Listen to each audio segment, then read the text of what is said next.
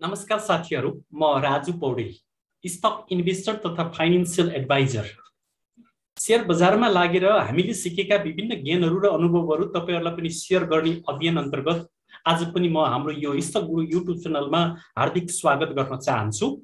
र अहिलेसम्म पनि हाम्रो यो च्यानललाई सब्स्क्राइब गर्न भ्याउनु भएको छैन भने तल लेखिएको सब्स्क्राइब बटनमा एक क्लिक गर्न नभुल्नु होला र साथै आगामी दिनमा पनि यस्तै ज्ञानवर्धक भिडियोहरू हेर्न चाहनुहुन्छ भने सँगै रहेको बेल बटनलाई पनि एक क्लिक गर्न नभुल्नु होला भन्दै आजको भिडियोतर्फ तपाईहरुको म ध्यान केन्द्रित गराउन चाहन्छु। तपाईहरुलाई थाहै छ अहिले नेपालको शेयर बजारमा लाखौं लाख नयाँ लगानीकर्ताहरू निरन्तर रूपमा प्रवेश गरिराख्नु भएको छ र नयाँ लगानीकर्ताहरूले केही कुराहरू बुझ्नै पर्ने हुन्छ। सेकेन्डरी स्टक मार्केटमा लागिसकेपछि र लाग्नुभन्दा अगाडि केही कुराहरू बुझ्नुपर्ने हुन्छ।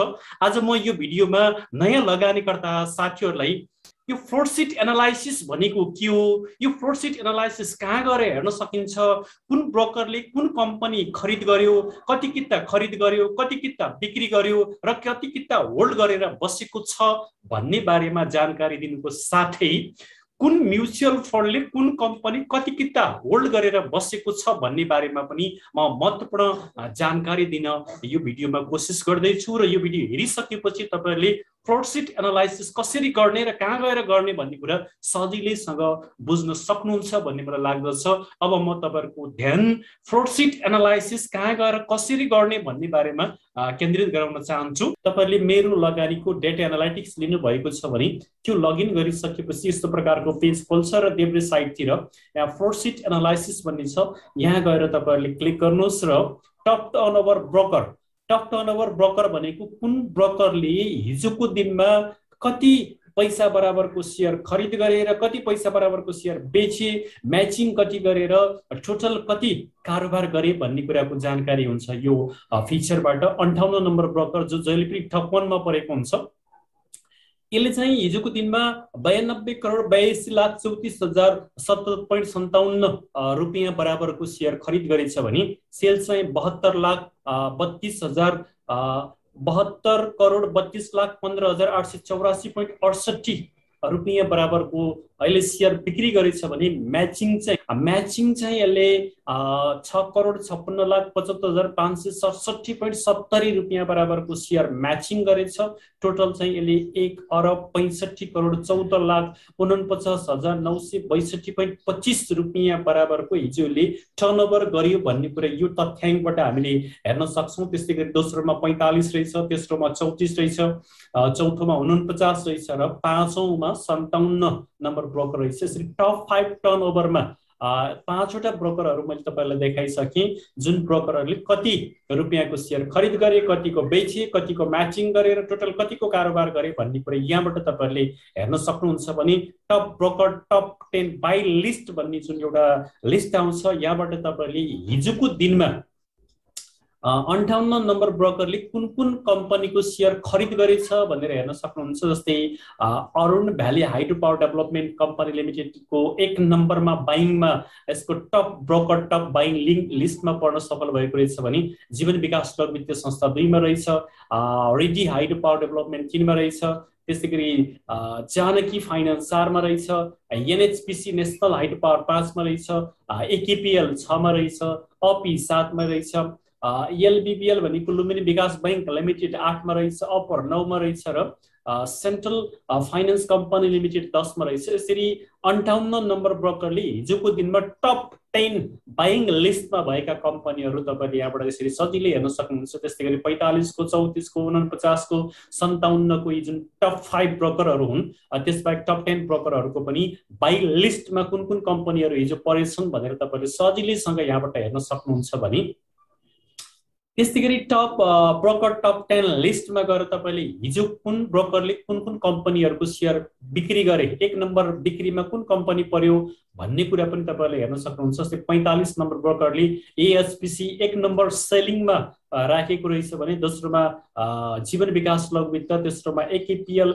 चौथोमा गुहेश्वरी मर्चेन्ट बैंक लिमिटेड, पाँचौंमा एभरेज बैंक, छैटौंमा गरिमा, सातौंमा शिवम, आठौंमा अपी, नौमा चाहिँ हिमाल दलका हाइड्रो पावर र 10 मा रिलायन्स फाइनेन्स लिमिटेड परेको रहेछ। यसरी 45 नम्बर ब्रोकरको लिस्टमा टप 10 सेल लिस्टमा कुन कुन कम्पनी पर्यो, त्यस्तै गरी 58 कोमा कुन पर्यो, 33 कोमा कुन पर्यो, 44 कोमा कुन पर्यो भनेर तपाईले यहाँबाट सजिलैसँग हेर्न सक्नुहुन्छ। भने मोस्ट पपुलर बाइ टुडेमा गएर तपाईले हिजोको दिनमा सबैभन्दा पपुलर टुडे मा कुन कुन कम्पनीहरू पढ्न सफल भए भन्ने कुरा पनि यहाँबाट हेर्न सक्नुहुन्छ। नारायणी डेभलपमेन्ट बैंक लिमिटेड जो 5 स्टार रेटिङ पाएको रहेछ, यो एकदमै मोस्ट पपुलरमा परेको रहेछ। भने कर्णाली डेभलपमेन्ट बैंक लिमिटेड दोस्रोमा रहेछ, जस्तै 4 स्टार पाएको रहेछ।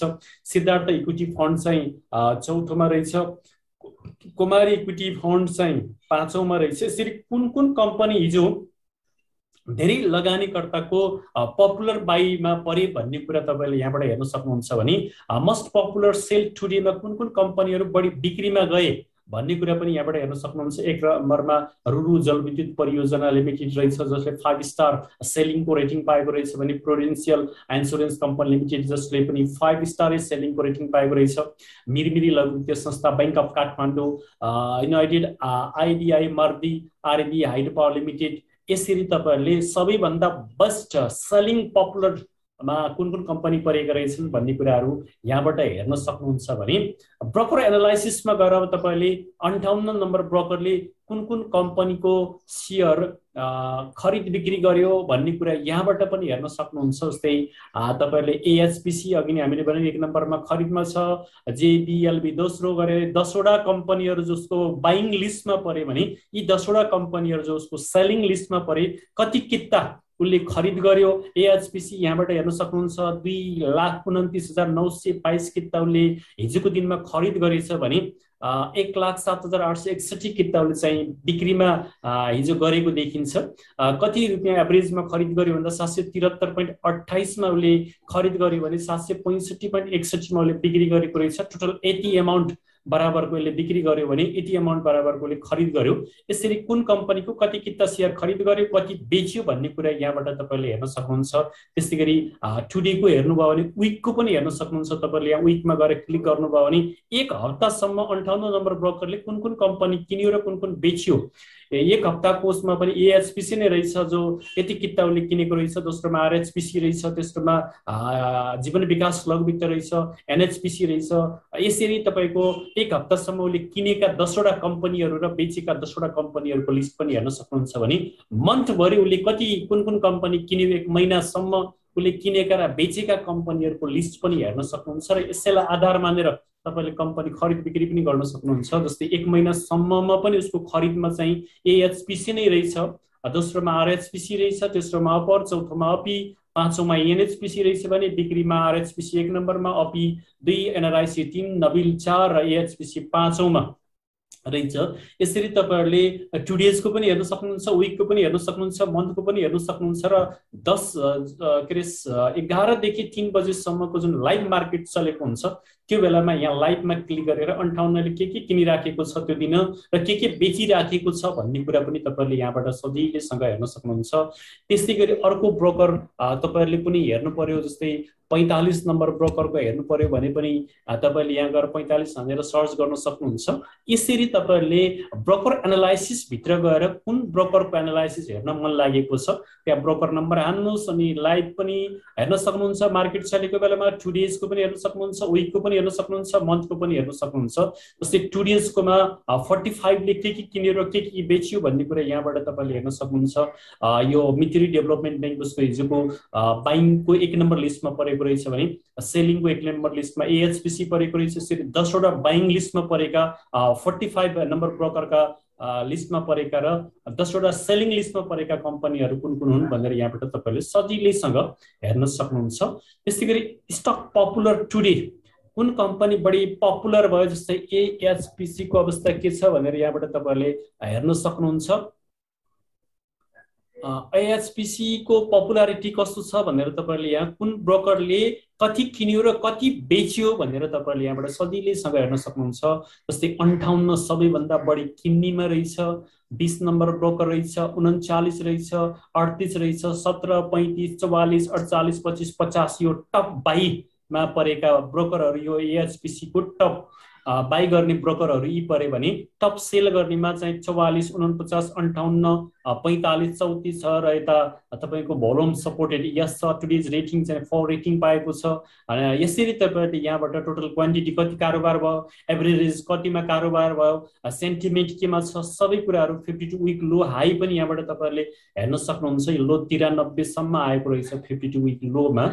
यसरी तपाईँहरूले यहाँ गएर एउटा कुनै पनि कम्पनीको कुन ब्रोकरले कति किनेर बसेको छ, कुन ब्रोकरले कति बेचेको छ भनेर टुडेजको पनि हेर्न सक्नुहुन्छ, विकको पनि हेर्न सक्नुहुन्छ। विकमा पनि टप बाई ब्रोकरहरू कुन कुन हुन् भनेर यहाँबाट तपाईँहरूले हेर्न सक्नुहुन्छ। एएचपीसी को भने टप सेल ब्रोकरहरू कुन कुन हुन्, 10 वटा ब्रोकरहरूको तपाईँले लिस्ट हेर्न सक्नुहुन्छ भने मन्थको पनि हेर्न सक्नुहुन्छ। मन्थमा गएर पनि तपाईँहरूले यसको पपुलारिटी हेर्न सक्नुहुन्छ। मन्थमा पनि 58 एक नम्बरमा रहेछ, 49 बिक्रीको एक नम्बरमा रहेछ। यसरी तपाईँहरूले कुन ब्रोकरले कुन कम्पनी कति किता किनेर बसेको छ मन्थमा, विकमा, टुडेज, लाइभ सबै हेर्न सक्नुहुन्छ।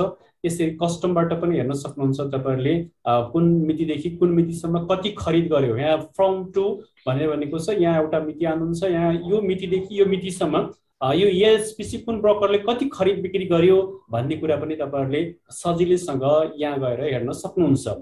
त्यसै गरी टप स्टक होल्डिङ ब्रोकर, अब हामीले यहाँबाट जस्तै कम्पनी नेममा हामी शिवम हानेर हेरौँ, टुडेजकोमा हेरौँ शिवम कुन कुन ब्रोकरले होल्ड गरेर कति किता होल्ड गरेर बसेका छन् भन्ने कुरा तपाईँहरूले यहाँबाट देख्न सक्नुहुन्छ। जस्तै 50 नम्बर ब्रोकरले चाहिँ टोटल होल्डिङ चाहिँ 3813 किता होल्डिङ गरेको रहेछ। बाई क्वान्टिटी चाहिँ 10638 गरेको रहेछ भने एभरेज बाई 1706 मा गरेको रहेछ। सेल क्वान्टिटी चाहिँ उसको 6825 उसको सेल क्वान्टिटी छ भने होल्डिङ कति रहेछ भन्दा 3813 मात्रै रहेछ।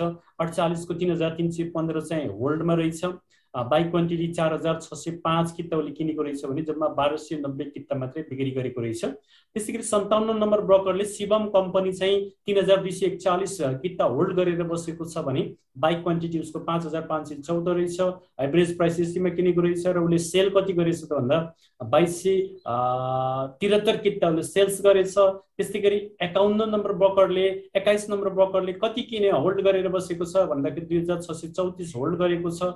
जम्मा उसले किनेको रहेछ 2943 किनेको रहेछ। 309 किता मात्रै यसले सेल्स गरेछ। यसरी कुन ब्रोकरले कुन कम्पनी कति किने, कति सेल्स गरे र कति होल्ड गरेर बसेका छन् भन्ने कुरा पनि तपाईँहरूले यहाँबाट सजिलैसँग हेर्न सक्नुहुन्छ। त्यसै गरी गुडविल फाइनान्स पनि हेरौँ न, कुन ब्रोकरले कति किनेको रहेछ। जीएफसीएल एउटा फाइनान्स पनि हेरौँ। अब गुडविल फाइनान्स जुन यो कम्पनी छ, यो कम्पनी 28 नम्बर ब्रोकरले चाहिँ 4000 टोटल होल्डिङ चाहिँ 48851 किता होल्ड गरेर बसेको रहेछ। बाई चाहिँ 62038 किता गरेको रहेछ। 13187 मात्रै यसले बिक्री गरेको रहेछ भने 41 नम्बरले 11034 किता बाई गरेको रहेछ। 15284 किता टोटल बाई क्वान्टिटीमा यति चाहिँ होल्ड गरेको रहेछ। 11034 भने 4250 किता मात्रै बिक्री गरेको रहेछ। 58 ले चाहिँ 6054 किता होल्ड गरेर बसेको रहेछ। 13679 किता किनेको रहेछ। 7645 किता बेचेको रहेछ। यसरी कुन ब्रोकरले कुन कम्पनीको शेयर कति होल्ड गरेर बसेको छ, कति खरिद गरेको थियो, कति रुपियाँमा किनेको थियो र कति किता उसले बिक्री गर्यो, कतिमा बिक्री गर्यो भन्ने कुरा पनि तपाईँहरूले यहाँबाट सजिलैसँग हेर्न सक्नुहुन्छ। यो टप स्टक होल्डिङ ब्रोकरबाट हेर्न सक्नुहुन्छ। त्यसै गरी तपाईँहरूले अर्को एउटा के जानकारी गराउन चाहन्छु भने मैले यो तपाईँहरूले धेरैले सोध्ने एउटा क्वेसन, कुन म्युचुअल फन्डले कुन कम्पनी कति किनेर होल्ड गरेर बसेको छ भन्ने कुरा सोध्नुहुन्छ। स्टक होल्डिङमा जानुहोस्। स्टक होल्डिङमा गइसकेपछि एउटा कुनै कम्पनी जस्तै एनआरआइसी नेपाल रिइन्स्योरेन्स कम्पनी चाहिँ कुन म्युचुअल फन्डले कति किता किनेर बसेको रहेछ भन्ने कुरा हामीले यहाँबाट हेर्न सक्छौँ।